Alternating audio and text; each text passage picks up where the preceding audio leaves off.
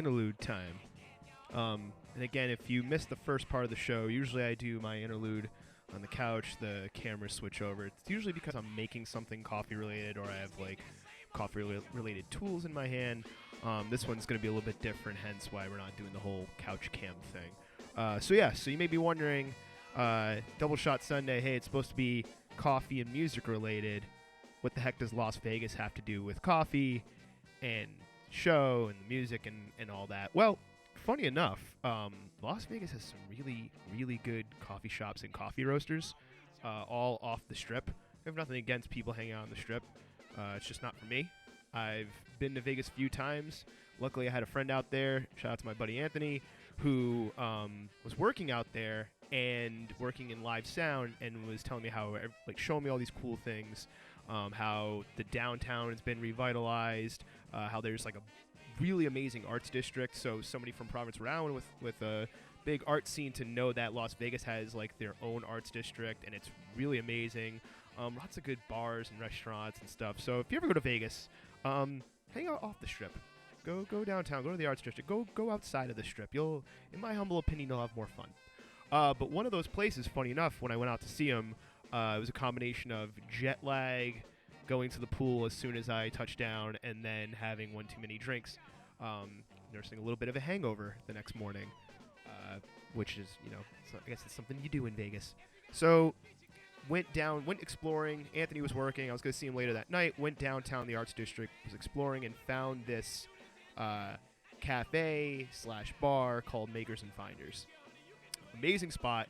They have a few locations, actually. I was in the downtown arts district location.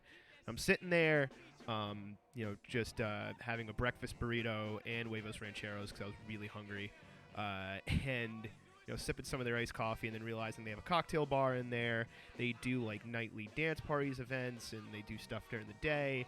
Having a cocktail, and then salsa music comes on, and I'm like, just start going back and forth in my unrhythmic fashion, and just really enjoying the music and really enjoying the vibe of the space. And, just talking to the people working there, they're like, oh, yeah, like at night, we have musicians come in, DJs, and, we do it during the day as well. This was like a Thursday, though, so they didn't have it that day. But, hearing that salsa music and then having that coffee, I'm like, wow, like it could be a dreary Monday, and I would feel amazing after coming to this spot. And that is really where I got the idea for Double Shot Sunday, for this entire show and this entire thing, came from my experience from Makers and Finders. So shout out to Makers and Finders for inspiring me to do this, because that's where I got this inspiration from, and that was years ago. So to get back into DJing again, one of the first things I wanted to do was combine coffee and music, because Providence, Rhode Island, and Rhode Island in general, just being really into coffee, outside of Dunkin' Donuts and Starbucks. Shameless plug, go look at the clips. We did the Starbucks versus Dunkin' showdown. I'm not going to tell you who won or lost in that. But, yeah, just having amazing coffee culture here, I wanted to do this show. And so that is the Las Vegas connection. And, I was looking for ideas for this show this week. And funny enough, because I tend to not go outside Providence. So I can throw a rock and hit a good coffee shop or a good coffee roaster, such as Bolt Coffee, for example. New Harvest. Shout out to the people at New Harvest. All different types of cafes. That's just two of them, but there's so many. Too many to name here. But those are like my two go-tos 9 times out of 10. But I was driving around and I heard about this spot on Instagram called, hopefully I'm pronouncing it right, Fundati Coffee.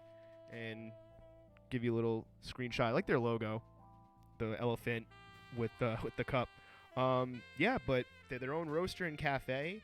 Went out in Lincoln, visited, got this Honduras Kamsa women's lot, because I guess the farm that actually makes this, it's all women owned and run, and so is Fundati Coffee, women owned and run. So there you go. Shouts to Fundati Coffee, because this stuff's delicious. It makes a very nice double shot of espresso, which I'm enjoying in an Americano right now.